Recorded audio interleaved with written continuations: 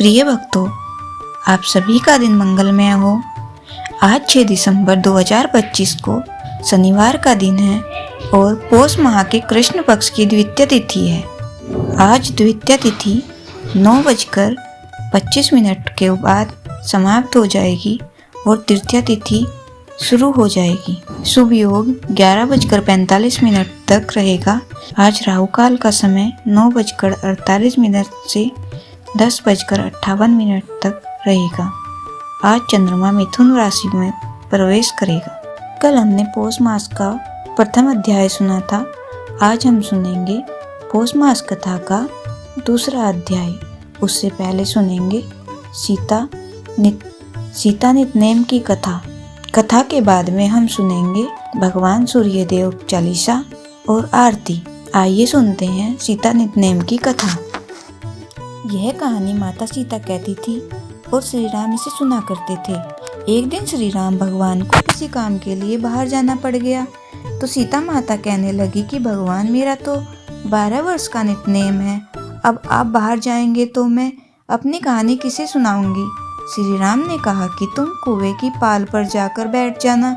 वहाँ जो औरतें पानी भरेंगी उन्हें अपनी कहानी सुना देना। सीता माता कुएं की पाल पर जाकर बैठ जाती है। एक स्त्री आई। उसने रेशम की जरी की साड़ी पहन रखी थी और सोने का घड़ा ले रखा था। सीता माता उसे देखकर कहती हैं कि बहन, मेरा 12 वर्ष का नितनेम सुन लो। पर वह स्त्री बोली कि मैं तुम्हारा नितनेम नहीं सुनूंगी। मैं तुम्हारा नितनेम सुनूंगी तो मुझे घर जाने में देर हो जाएगी। मेरी सास मुझसे लड़ेगी। उसने कहानी नहीं सुनी और चली गई। उसकी रेशम की जरी की साड़ी फट गई। सोने का घड़ा मिट्टी के घड़े में बदल गया। सास ने देखा तो पूछा कि ये किसका दोष अपने सर पर लेकर आ गई है। बहू ने कहा कि कुएं पर एक औरत बैठी थी। उसने कहानी सुनने के लिए कहा, लेकिन मैंने सुनी नहीं, जिसका यह फल मिला। बहू की बात सुनकर अगले दिन वही साड़ी और घड़ा लेकर सास कुएं की पाल पर गई। सास को वहीं माता सीता बैठी मिली और माता सीता ने कहा कि बहन, मेरी कहानी सुन ले। सास बोली कि एक बार छोड़, मैं तो 4 बार कहानी सुन लूंगी। राम आए, लक्ष्मण आए, देश के पुजारी आए, नितनेम का नेम लाए। आओ राम, बैठो राम, तपी रसोई जियो राम, माखन मिश्री खाओ राम, दूध बतासा पियो राम, सूत के पल का मोठो राम, साल दुसाला पोठो राम, साल दुसाला ओढ़ो राम, जब बोलूं जब राम ही राम, राम संवारे सबके काम, खाली भंडार भरेंगे, सबका बेड़ा पार करेंगे, श्री राम जय जय राम। सास बोली कि बहन, कहानी तो बहुत अच्छी लगी। कहानी सुनकर सास घर चली गई और उसकी साड़ी फिर से रेशम की जरी की बन गई। मिट्टी का घड़ा फिर से सोने का घड़ा में बदल गया। बहू कहने लगी, सासू माँ, आपने ये सब कैसे किया। सास ने कहा कि बहू तो दोष लगा के आई और मैं यह दोष उतार कर आई हूँ। बहू ने फिर पूछा कि वह कुएं वाली स्त्री कौन है। सास बोली कि वो सीता माता थी। वो पुराने से नया कर देती हैं, खाली घर में भंडार भर देती हैं। वह लक्ष्मी जी का वास घर में कर देती हैं। आदमी की जो भी इच्छा हो उसे पूरा कर देती हैं। बहू बोली, ऐसी कहानी मुझे भी सुना दो। सास बोली कि ठीक है, तुम भी सुनो। और सास ने कहानी शुरू की। राम आए, लक्ष्मण आए, देश के पुजारी आए, नितनेम का नेम लाए। आओ राम, बैठो राम, तपी रसोई जियो राम, माखन मिश्री खाओ राम, दूध बतासा पियो राम, सूत के पल का मोठो राम, साल दुसाला पोठो राम, साल दुसाला ओढ़ो राम, जब बोलूं तब राम ही राम, राम सवारे सबके काम, खाली घर भंडार भरेंगे, सबका बेड़ा पार करेंगे, श्री राम जय जय राम। कहानी सुनकर बहू बोली कि कहानी तो बहुत अच्छी है। सास ने कहा कि ठीक है, इस कहानी को रोज कहा करेंगे। अब सास बहू रोज सवेरे उठती, नहाती धोती और पूजा करने के बाद नितनेम की सीता जी की कहानी कहती। एक दिन उनके यहाँ एक पड़ोस की औरत आई और बोली कि बहन, जरा सी आँच देना। तो वह बोली कि आँच तो अभी हमने जलाई ही नहीं। पड़ोसन ने कहा कि तुम सुबह 4 बजे उठकर क्या कर रही हो, फिर उन्होंने कहा कि सुबह उठकर हम पूजा करते हैं, फिर सीता नितनेम की कहानी कहते हैं। पड़ोसी ने उनकी बात सुनकर फिर कहा कि सीता माता की कहानी कहने से मुझे तुम्हें क्या मिला। वे बोली कि उनकी कहानी कहने से घर में भंडार भर जाते हैं, सारे काम सिद्ध हो जाते हैं, मन की इच्छा भी पूरी हो जाती है। पड़ोसन कहती है कि बहन ऐसी कहानी तो मुझे भी सुना दो। फिर वह बोली कि ठीक है, तुम भी यह कहानी सुन लो। राम आए लक्ष्मण आए, देश के पुजारी आए, नितनेम का नेम लाए। आओ राम बैठो राम, तपी रसोई जियो राम, माखन मिश्री खाओ राम, दूध बतासा पियो राम, सूत के पलका मोठो राम, साल दुसाला पोठो राम, साल दुसाला ओढ़ो राम, जब बोलूं जब राम ही राम, समारे सबके काम, खाली घर भंडार भरेंगे, सबका बेड़ा पार करेंगे, श्री राम जय जय राम। सारी कहानी सुनने के बाद पड़ोसन कहने लगी, बहन कहानी तो मुझे बहुत अच्छी लगी।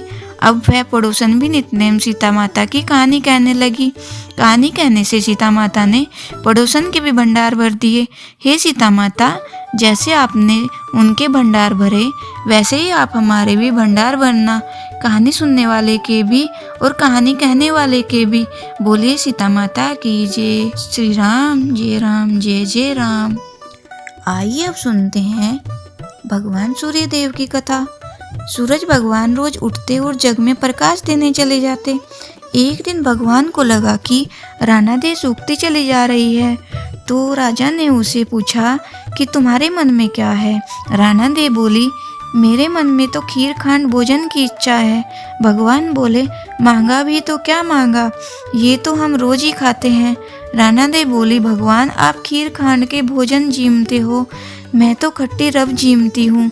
भगवान बोले, राना देव तुम झूठ बोलते हो, एक जैसा भोजन मेरी माँ हमको देती है। राना देव बोली, सुबह आप मेरी थाली लेना, मुझे आपकी थाली देना। दूसरे दिन जीमते समय भगवान ने पानी के गिलास को टक्कर देकर गिरा दिया।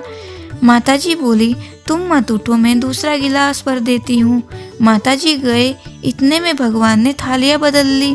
राना देव ने तो जल्दी ही खीर खांड के भोजन कर लिए, पर सूरज भगवान को खट्टी राब बिल्कुल ना भाई और थाली पर बैठे रहे। माताजी बोले, आज इतनी देर क्यों लगी।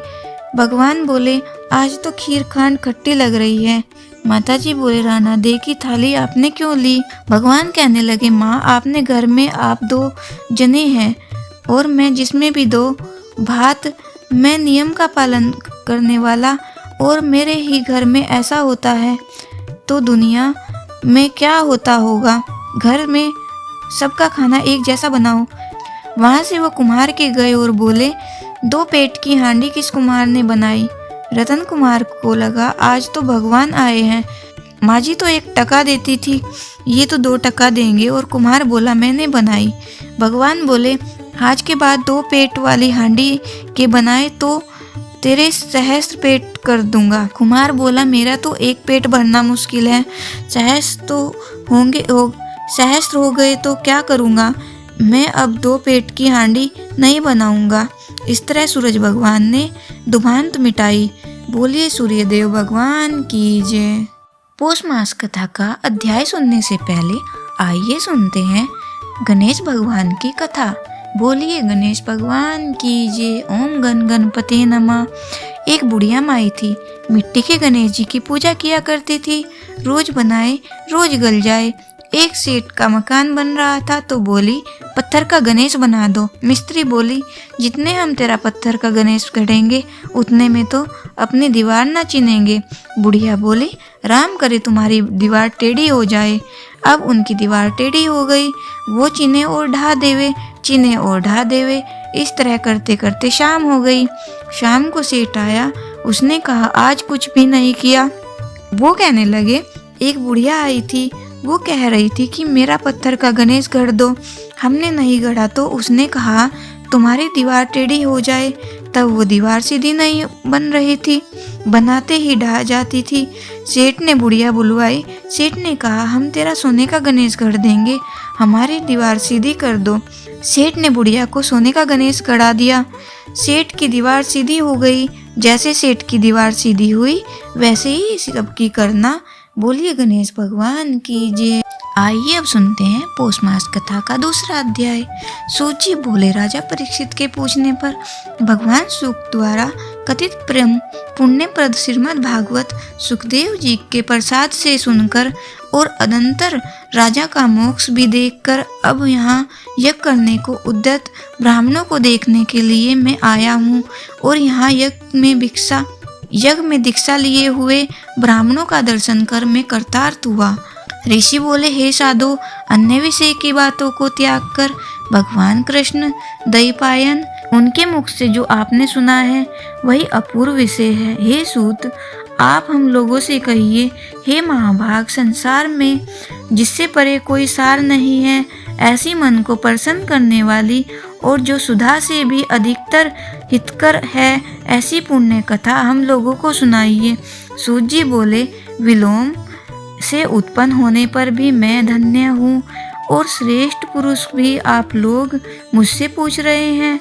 भगवान व्यास के मुख से जो मैंने सुना है वह ज्ञान मैं कहता हूँ। एक समय नारद मुनि नारायण के आश्रम में गए, जो आश्रम बहुत से तपस्वियों, सिद्धों, देवताओं से भी युक्त था और बैर, बहेड़ा, आंवला, बेल, आम, अमड़ा, कैत, जामुन, कदम्बादि और भी अनेक वृक्ष से सुशोभित है। भगवान विष्णु के चरणों से निकली हुई पवित्र गंगा और अलकनंदा भी जहाँ बह रही है, ऐसे नर नारायण के स्थान में श्री नारद मुनि ने जाकर उन परब्रह्म नारायण को, जिनका मन सदा चिंतन में लगा रहता है, जिसके जितेंद्रिय काम क्रोध आदि छहों शत्रुओं को जीते हुए हैं, अनंत प्रभा जिनके शरीर में चमक रही है, ऐसे देवताओं के भी देव तपस्वी नारायण को साष्टांग दंडवत प्रणाम कर और हाथ जोड़कर नारद उस मुनि व्यापक प्रभु की स्तुति करने लगे। नारद जी बोले, हे देव, हे जगन्नाथ, हे कृपा सागर, सतपते, आप सत्यव्रत हो, त्रिसत्य हो, सत्य आत्मा हो और सत्य संभव हो। हे सत्यायने, आपको नमस्कार है। मैं आपकी शरण में आया हूँ। आपका जो तप है वह संपूर्ण प्राणियों की शिक्षा के लिए और मर्यादा के लिए स्थापना के लिए है। यदि आप तपस्या ना करें तो जैसे कलयुग में एक के पाप करने से सारी पृथ्वी डूबती है, वैसे एक के पुण्य करने से सारी पृथ्वी तरती है। इसमें तनिक भी संशय नहीं है। पहले सतयुग आदि में जैसे एक पाप करता था तो सभी पापी हो जाते थे, ऐसी स्थिति हटाकर कलयुग में केवल कर्ता ही पापों से लिप्त होता है। यह आपके तप की स्थिति है। हे भगवान, कली में जितने प्राणी हैं सब विषयों में आसक्त है, स्त्री पुत्र ग्रह में लगा है। चित्त जिनका ऐसे प्राणियों का हित करने वाला जो हो और मेरा भी थोड़ा कल्याण हो, ऐसा विचार कर केवल आप ही कहने के योग्य हैं। वहीं आपके मुख से सुनने की इच्छा से मैं ब्रह्मलोक से आया हूँ। आप ही उपकार प्रिय विष्णु हैं, ऐसा वेदों में निश्चय है। इसलिए लोकोपकार के लिए कथा का सार एक समय आप सुनाइए। इसके श्रवण मात्र से निर्भय मोक्ष पद को प्राप्त करते हैं। इस प्रकार नारद जी का वचन सुन भगवान श्री आनंद से खिलखिला उठे और भुवन को पवित्र करने वाली पुण्य कथा आरंभ की। श्री नारायण बोले, हे नारद, गोपों के स्त्रिया के मुख कमल के भरमर रास के ईश्वर रसिकों के आभरण वृंदावन विहारी व्रज के पति आदि पुरुष भगवान की पुण्य कथा को कहता हूँ, जो निमेष मात्र समय में जगत को उत्पन्न करने वाले हैं। उनके कर्मों को हे वत्स इस पृथ्वी पर कौन वर्णन कर सकता है। हे नारद मुने, आप भी भगवान के चरित्र का सरस सार जानते हैं और यह भी जानते हैं कि भगवत चरित्र वाणी द्वारा नहीं कहा जा सकता, तथापि अद्भुत पुरुषोत्तम हाथ में आदर से कहते हैं। यह पुरुषोत्तम महात्म्य दरिद्रता और वैधव्य को नाश करने वाला, यश का दाता एवं सत्पुत्र और मोक्ष को देने वाला है, अतः शीघ्र ही इसका प्रयोग करना चाहिए। नारद बोले, हे मुने, पुरुषोत्तम नामक कौन देवता है? उनका महात्म्य क्या है? यह अद्भुत सा प्रतीत होता है, अतः आप मुझसे विस्तार पूर्वक कहिए। सूत जी बोले, श्री नारद का वचन सुन नारायण क्षण मात्र पुरुषोत्तम में अच्छी तरह मन लगाकर बोले। श्री नारायण बोले, पुरुषोत्तम यह मास का नाम जो पड़ा है वह भी कारण से युक्त है। पुरुषोत्तम मास के स्वामी दया सागर पुरुषोत्तम ही है। पुरुषोत्तम मास के व्रत करने से भगवान पुरुषोत्तम प्रसन्न होते हैं। नारद जी बोले, चैत्रादि मास जो हैं वे अपने अपने स्वामी देवताओं से युक्त हैं, ऐसा मैंने सुना है, परंतु उनके बीच में पुरुषोत्तम मास का मास नहीं सुना। पुरुषोत्तम मास कौन है और पुरुषोत्तम मास के स्वामी कृपा के निधि पुरुषोत्तम कैसे हुए? हे कृपा निधि, यह आप मुझसे कहिए। इस मास का स्वरूप विधान से सहित है, प्रभु कहिए। हे सप्तते, इस मास में क्या करना चाहिए? कैसे स्नान करना, कैसे दान करना? इस मास का जप, पूजा, उपवास आदि क्या साधन है? कहिए।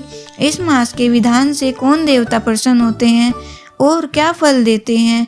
इसके अतिरिक्त जो कुछ भी तथ्य हो वह हे तपोधन कहिए। साधु दीपों के ऊपर कृपा करने वाले होते हैं, वे बिना पूछे कृपा करके सदुपदेश दिया करते हैं। इस पृथ्वी पर जो मनुष्य दूसरों के भाग्य के अनुवर्ती, दरिद्रता से पीड़ित, नित्य रोगी रहने वाले, पुत्र चाहे वाले, जड़ गूंगे, ऊपर अपने को बड़े धार्मिक दर्शाने वाले, विद्याहीन, मलिन वस्त्रों को धारण करने वाले, नास्तिक, पर स्त्रीगामी, नीच, जर्जर, दासवृत्ति करने वाले, आशा जिनकी नष्ट हो गई है, संकल्प जिनके भग्न हो गए हैं, तत्व जिनके क्षीण हो गए हैं, कुरूपी, रोगी, कुष्ठी, टेढ़े मेढ़े अंग वाले, अंधे, इष्ट वियोगी, मित्र वियोग, स्त्री वियोग, आप्त पुरुष वियोग, माता पिता विहीन, शोक दुख आदि से सूख गए हैं, अंग जिनके अपनी इष्ट वस्तु से रहित उत्पन्न हुआ है, किस अनुष्ठान के करने और सुनने से पुनः उत्पन्न हो? हे प्रभु, ऐसा प्रयोग हमको सुनाइए। वेदव्य, वंध्या दोष, अंगहीनता, दुष्ट व्याधियाँ, रक्तपित्त आदि, मृगी, राज्य क्षमादि जो दोष हैं, इन दोषों से दुखित मनुष्य को देखकर हे जगन्नाथ मैं दुखी हूँ, अतः मेरे ऊपर दया करके हे ब्राह्मण मेरे मन में जो प्रसन्न करने वाले विषय को विस्तार से कहिए। हे प्रभु, आप सर्वज्ञ हैं, समस्त तत्वों के आयतन हैं। सूत जी बोले, इस प्रकार नारद के परोपकारी मधुर वचनों को सुनकर देव नारायण चंद्रमा की तरह शांत महामुनि भगवान से नए मेघ के समान गंभीर वचन बोलो। इति श्री ब्रह्मार्दिये पुरुषोत्तम मास महात्म्य द्वितीय अध्याय समाप्त। हरि शरणम। बोलिए भगवान विष्णु की जय, भगवान सूर्य देव की जय। सूर्य चालीसा। कनक बदन कुंडल मकर मुक्ता माला अंग, पद्मासन स्थित ध्याये शंख चक्र के संग। जय सविता जय जयति दिवाकर, सहस्रांशु सप्ताश्वर तिमिर हर। भानु पतंग मारीची भास्कर, सविता हंस सुनूर, विभाकर विश्वान, आदित्य विकर्तन, मार्तंड हरि रूप विरोचन। अंबर मणि खग रवि कहलाते, वेद हिरण्य गर्भ कह गाते। सहस्रांशु प्रद्योतन, कही कही मुनिगण होत। प्रसन्न मोदल ही अरुण सदर्श, सारथी मनोहर हाकत है साता। चढ़ी रथ पर मंडल की महिमा अति न्यारी, तेज रूपी केरी बलिहारी। उच्चे श्रवा दर्शन है जोते, देखी पुरंदर लज्जित होते। मित्र मरीचि भानु अरुण भास्कर, सविता सूर्य अर्क खग कलिहर पूषा रवि।